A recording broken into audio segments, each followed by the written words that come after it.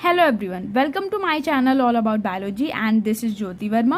और आज हम लोग बात करने वाले हैं स्ट्रक्चर ऑफ बैक्टीरियल सेल के बारे में। ये क्वेश्चन लॉन्ग आंसर टाइप में पूछा जाता है, इसके साथ साथ कभी कभी शॉर्ट नोट्स में भी इसका डायग्राम बनाने के लिए आ जाता है। सो ये क्वेश्चन इंपॉर्टेंट है। सो बैक्टीरियल सेल के स्ट्रक्चर की अगर हम बात करें तो बैक्टीरियल सेल जो होता है वो सबसे ज़्यादा जो आउटर मोस्ट कवरिंग इसकी होती है उसे हम कहते हैं ग्लाइकोकैलिक्स। और ग्लाइकोकैलिक्स बेसिकली पॉलीसैकेराइड और पॉलीपेप्टाइड से मिलकर बना हुआ होता है। ये जो ग्लाइकोकैलिक्स है ये थिन भी हो सकता है, थिक भी हो सकता है, रिजिड भी हो सकता है और फ्लेक्सिबल भी हो सकता है। सो इसके केमिकल नेचर की वजह से इसे दो कैटेगरीज में क्लासिफाई किया जा सकता है।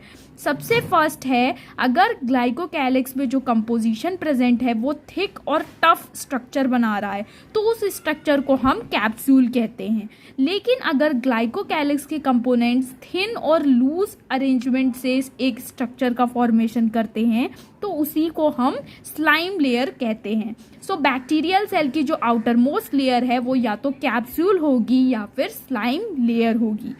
इसके बाद जो नेक्स्ट लेयर आती है वो है सेल वॉल। और सेल वॉल यहाँ पर बेसिकली पेप्टाइडोग्लाइकन की बनी हुई है जिसे हम म्यूरिन भी कहते हैं और इसे म्यूकोपेप्टाइड भी कहा जाता है। सेल वॉल के बाद जो नेक्स्ट लेयर होती है, थर्ड लेयर, वो है प्लाज्मा मेम्ब्रेन जो कि प्रोटीन और फॉस्फोलिपिड से मिलकर बनी हुई होती है। इन तीनों लेयर्स को हम लोग सेल एनवलप कहते हैं। और इसके बाद आता है साइटोप्लाज्म। ये जो पूरा स्ट्रक्चर बीच में फिल्ड है वो है साइटोप्लाज्म। और साइटोप्लाज्म में आपको बहुत सारे स्ट्रक्चर्स देखने को मिलेंगे। साइटोप्लाज्म में आपको एक स्ट्रक्चर दिखाई देगा जो कि न्यूक्लियस यहाँ पर एब्सेंट होता है और यहाँ पर जो डीएनए है वो कॉइल्ड फॉर्म में प्रेजेंट होगा। हिस्टोन प्रोटीन्स यहाँ पर एब्सेंट होते हैं, इसलिए इस स्ट्रक्चर को हम लोग न्यूक्लियोइड या जीनोफोर के नाम से भी जानते हैं। और ये बैक्टीरियल सेल का मेन जीनोम है। इसके अलावा बैक्टीरियल सेल में एक्स्ट्रा न्यूक्लियर जीनोम भी प्रेजेंट होता है जिसे हम कहते हैं प्लाज्मिड। और ये self replicating, autonomously replicating structures होते हैं जो कि बैक्टीरियल सेल में पाए जाते हैं। प्लाज्मिड भी डिफरेंट टाइप्स के होते हैं जिनके बारे में हम डिफरेंट वीडियो में, नेक्स्ट वीडियो में डिस्कस करेंगे। इसके अलावा कुछ स्ट्रक्चर्स और साइटोप्लाज्म में प्रेजेंट होते हैं जिन्हें हम कहते हैं इंक्लूजन बॉडीज। ये बेसिकली स्टोरेज, फूड स्टोरेज का काम करते हैं। और इंक्लूजन बॉडीज भी डिफरेंट टाइप्स की होती हैं। अभी हम इसके बारे में डिटेल में देखेंगे। इसके अलावा आपको ये जो स्ट्रक्चर यहाँ पर दिखाई दे रहा है ये प्लाज्मा मेम्ब्रेन की ही एक इनफोल्डिंग है और इसे हम कहते हैं मीजोजोम। सो ये जो इनफोल्डिंग है प्लाज्मा मेम्ब्रेन की ये है मीजोजोम जो कि कुछ फंक्शंस को कैरी आउट करता है। इसके बारे में भी अभी हम डिटेल में डिस्कस करेंगे। इसके अलावा अगर हम बात करें बैक्टीरियल सेल की सरफेस पर कुछ स्ट्रक्चर्स प्रेजेंट होते हैं जिन्हें हम कहते हैं सरफेस अपेंडेजेस। और इनमें हमारे 3 स्ट्रक्चर्स आते हैं। सबसे पहला स्ट्रक्चर है फ्लैजिला। फ्लैजिला वो स्ट्रक्चर है जो सबसे लंबा होता है और ये लोकोमोशन में हेल्पफुल होता है। इसके अलावा दूसरे सरफेस अपेंडेज की अगर हम बात करें तो वो है पिलाई और फिम्ब्री। अब हम बैक्टीरियल सेल से रिलेटेड सारे टर्म्स को डिटेल में डिस्कस कर लेते हैं। सबसे पहले बाहर की तरफ आता है हमारा सेल एनवलप। सेल एनवलप में 3 डिफरेंट लेयर्स होते हैं, outer most glycocalyx, then middle cell wall and inner plasma membrane. So glycocalyx के बारे में हम आपको बता भी चुके हैं कि ग्लाइकोकैलिक्स या तो कैप्सूल के फॉर्म में प्रेजेंट होगा या फिर स्लाइम लेयर के फॉर्म में प्रेजेंट होगा। जिन बैक्टीरियल सेल में कैप्सूल प्रेजेंट होता है वो रेजिस्टेंट होते हैं फैगोसिटिक एक्शन के अगेंस्ट। सो वो थोड़े से ज्यादा पैथोजेनिक होते हैं और ये बेसिकली सेल को प्रोटेक्ट करने का काम करते हैं। इसके अलावा अगर हम सेल वॉल की बात करें तो सेल वॉल जैसा कि हमने आपको बताया कि पेप्टाइडोग्लाइकन की बनी हुई होती है। पेप्टाइडोग्लाइकन एक पॉलीमर है एन एसिटाइल ग्लूकोसामीन यानी कि नैग और एन एसिटाइल म्यूरामिक एसिड यानी कि नैम का। सो ये जो नैग और नैम है ये एक दूसरे से कनेक्टेड होते हैं बीटा 1,4 ग्लाइकोसिडिक लिंकेज के थ्रू। इसके अलावा एक पेप्टाइड चेन भी प्रेजेंट होती है, टेट्रा पेप्टाइड चेन प्रेजेंट होती है, जो कि नैम के कार्बोक्सिल ग्रुप पर अटैच्ड होती है। इसका स्ट्रक्चर भी अभी हम आपको दिखाएंगे। सो ये जो स्ट्रक्चर आप यहाँ पर देख रहे हैं ये है पेप्टाइडोग्लाइकेन का स्ट्रक्चर, जिसके बारे में हम डिस्कस भी कर चुके हैं कि पेप्टाइडोग्लाइकेन में आपको 2 शुगर डेरिवेटिव्स देखने को मिलेंगे, जो कि है एन एसिटाइल म्यूरामिक एसिड और एन एसिटाइल ग्लूकोसामीन। ये दोनों शुगर डेरिवेटिव्स एक दूसरे से बीटा-1,4 ग्लाइकोसिडिक लिंकेज के थ्रू जुड़े हुए होते हैं। और इसके साथ साथ हमने आपको बताया कि यहाँ पर 4 बेसिकली जो है पेप्टाइड्स प्रेजेंट होते हैं, जो कि एन एसिटाइल म्यूरामिक एसिड के कार्बोक्सिलिक एंड से जुड़े हुए होते हैं। सो यहाँ पर टेट्रा पेप्टाइड है ये, जो कि कार्बोक्सिल ग्रुप से अटैच्ड है नैम के। सो इस तरीके का स्ट्रक्चर जो आप यहाँ पर देख रहे हैं ये पूरा स्ट्रक्चर पेप्टाइडोग्लाइकेन का है। इसके अलावा अगर हम बात करें सेल वॉल की, तो सेल वॉल ही वो बेसिक डिस्टिंग्विशिंग फीचर है जो कि ग्राम पॉजिटिव और ग्राम नेगेटिव बैक्टीरिया को डिफ्रेंशिएट करता है। इसके बारे में हम तब डिस्कस करेंगे जब हम ग्राम स्टेनिंग और डिफरेंस के बारे में डिस्कस करेंगे ग्राम पॉजिटिव और ग्राम नेगेटिव बैक्टीरिया के।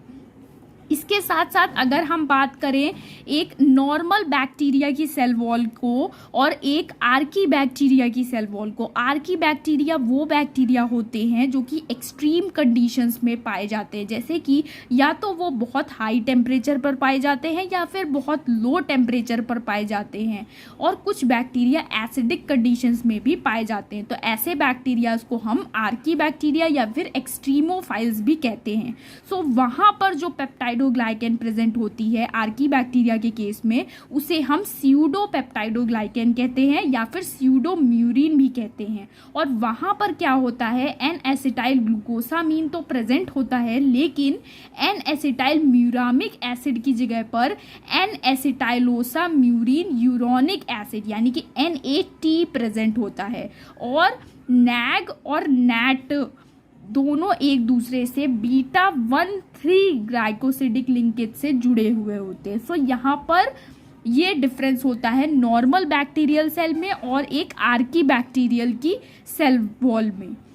सो वहाँ पर आर्की बैक्टीरिया में नैट प्रेजेंट होता है, जबकि यहाँ नॉर्मल बैक्टीरिया में नैम प्रेजेंट होता है। यहाँ नॉर्मल बैक्टीरिया में बीटा-1,4 ग्लाइकोसिडिक बॉन्ड होता है, जबकि आर्की बैक्टीरिया के केस में बीटा-1,3 ग्लाइकोसिडिक बॉन्ड होता है। सो ये बेसिक डिफरेंस है नॉर्मल बैक्टीरिया और आर्की बैक्टीरिया की सेल वॉल में। इसके अलावा अब हम बात कर लेते हैं प्लाज्मा मेम्ब्रेन की।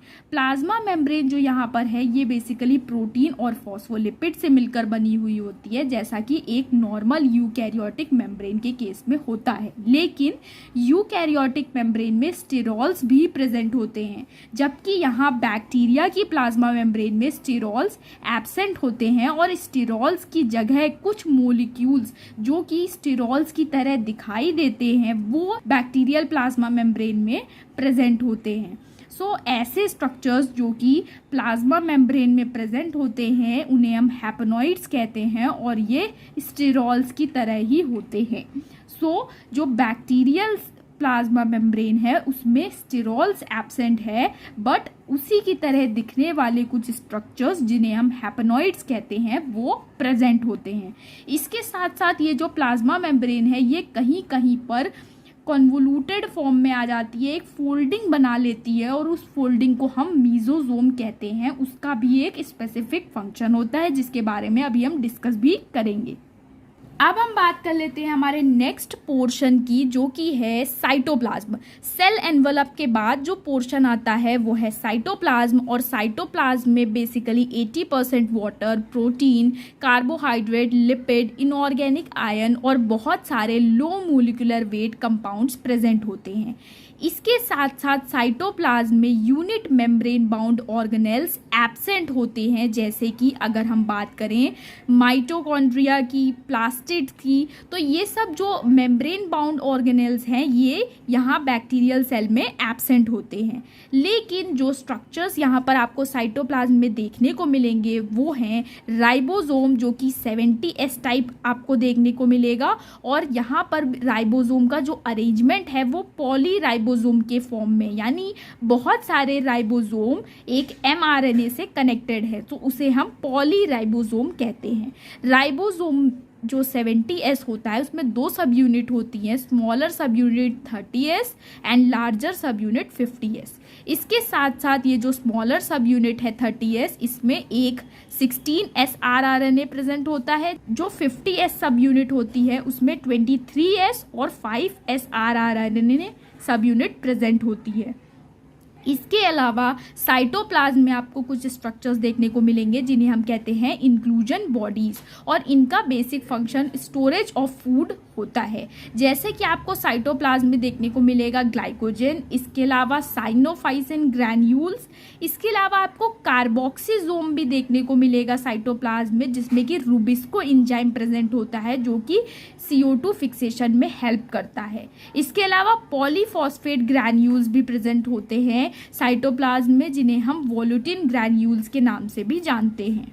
इसके अलावा ये जो वोलुटिन ग्रैन्यूल्स होते हैं ये एक स्पेसिफिक शेड शो करते हैं रेड या ब्लू का, जब इनको स्टेन किया जाता है बेसिक डाइज के साथ, जैसे कि मिथाइलिन ब्लू है या फिर टोलोडीन ब्लू है, इसके साथ जब इनको स्टेन किया जाता है तो ये रेड और ब्लू का शेड शो करते हैं, और इस इफेक्ट को मेटाक्रोमैटिक इफेक्ट भी कहा जाता है, और इसी की वजह से इन ग्रैन्यूल्स को मेटाक्रोमैटिक ग्रैन्यूल्स के नाम से भी जाना जाता है। वोलुटिन ग्रैन्यूल्स को मेटाक्रोमैटिक ग्रैन्यूल्स के नाम से भी जाना जाता है।